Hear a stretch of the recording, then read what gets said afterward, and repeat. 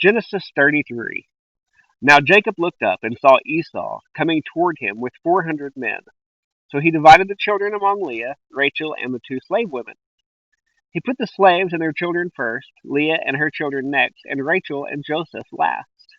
He himself went on ahead and bowed to the ground 7 times until he approached his brother. But Esau ran to meet him, hugged him, threw his arms around him, and kissed him. Then they wept. When Esau looked up and saw the women and children, he asked, "Who are these with you?" He answered, "The children God has graciously given your servant."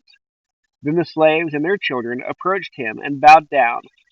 Leah and her children also approached and bowed down. And then Joseph and Rachel approached and bowed down. So Esau said, "What do you mean by this whole procession I met?" "To find favor with you, my lord," he answered. "I have enough, my brother," Esau replied. "Keep what you have." But Jacob said, "No, please, if I have found favor with you, take this gift from me, for indeed I have seen your face, and it is like seeing God's face, since you have accepted me.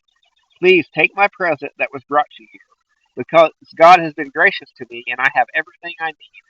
So Jacob urged him until he accepted. Then Esau said, "Let's move on, and I'll go ahead of you." Jacob replied, "My lord knows that the children are weak, and I have nursing flocks and herds. If they are driven hard for one day, the whole herd will die.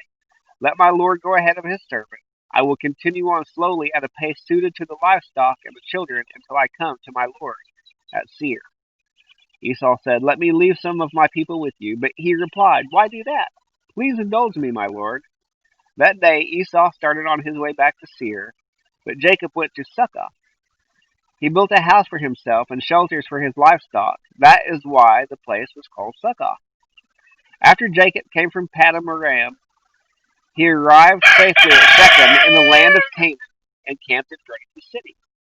He purchased a section of the field where he had pitched his tent from the sons of Hamor, Shechem's father, for 100 pieces of silver. And he set up an altar there and called it God, the God of